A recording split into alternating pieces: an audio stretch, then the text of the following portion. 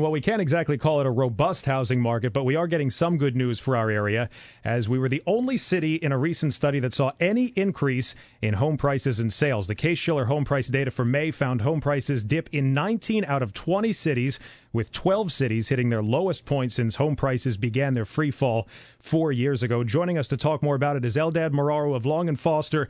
So this once again shows us the overall market here more stable than elsewhere.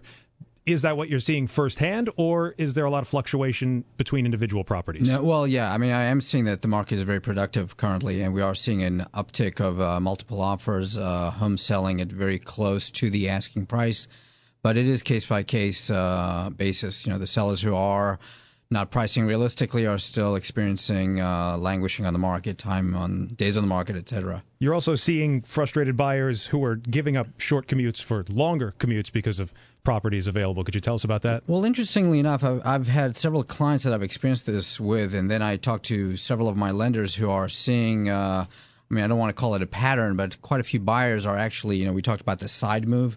So a lot of buyers right now in frustration are actually opting to go further out to get more house for their money. So bigger houses with more land, same price point, but are willing to take the longer commute to make that happen. So essentially, like we said, the side move, Exactly. Same amount of money, but you buy a larger property in possibly an area that isn't as hot right now and try to exploit the market. Exactly. So further out, less competition, more likely you get the house you want. Do you find that your clients and people you come across are aware of the strength of the D.C. market right now? Because we have the data bombarding us nonstop, and we hear stories like this all the time.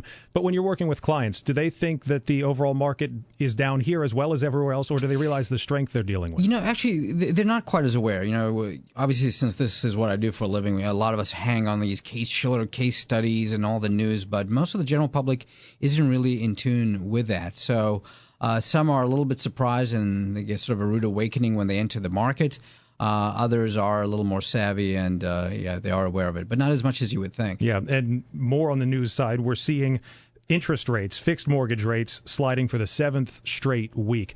Again, is that something that drives buyers, drives sellers, or is that more of just kind of a final icing on the cake thing for them that interestingly finalizes enough, the decision? That's a great question. Interestingly enough, I would say for most, it's icing on the cake, but I've seen a few savvy buyers out there realize that, you know what, I'm going to keep the same monthly payment, but let's up the sales price to see if I can get more home for the money, or maybe get into a different price point. So some buyers are actually taking advantage and keeping the payment the same, but going up in price point. But the data showing what we've pretty much known for a while now, this is a very stable area housing-wise compared to the rest of the country, which is absolutely quite chaotic right now.